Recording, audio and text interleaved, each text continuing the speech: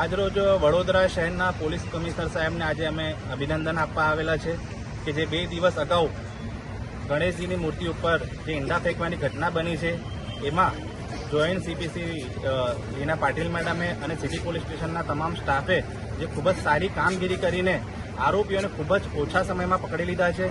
બીજી વસ્તુ અમે કમિશનર સાહેબને એવી પણ રજૂઆત કરી છે કે આની ઊંડાણપૂર્વક તપાસ કરવામાં આવે કે આ જે 3 લોકો છે એમાંથી એક સગીર છે, એક મેન્ટલી ડિસ્ચાર્જ ટાઈપ છે અને ત્રીજો એક યુવા વયનો છે.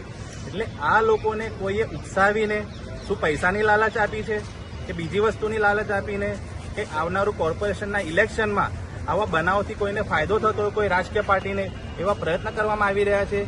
એની તપાસ ઊંડાણપૂર્વક 100% થવી જોઈએ. કારણ કે આ બનાવના લીધે સમગ્ર મુસ્લિમ સમાજને નીચું જોવામાં આવી રહ્યું છે.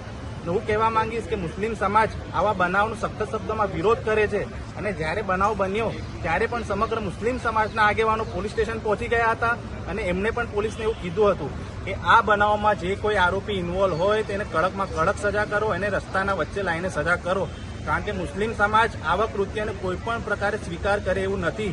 કારણ કે મુસ્લિમ સમાજ એ ઇસ્લામને અનુસરે છે અને ઇસ્લામમાં પણ લખેલું છે કે તમે બીજાનું ધર્મનું સન્માન કરો, પોતાના ધર્મને માનો, પરંતુ બીજાના ધર્મનું અપમાન ના કરો.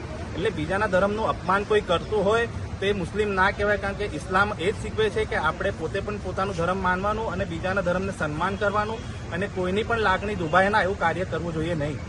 તમારું નામ? એડવોકેટ જુનેદ સૈયદ.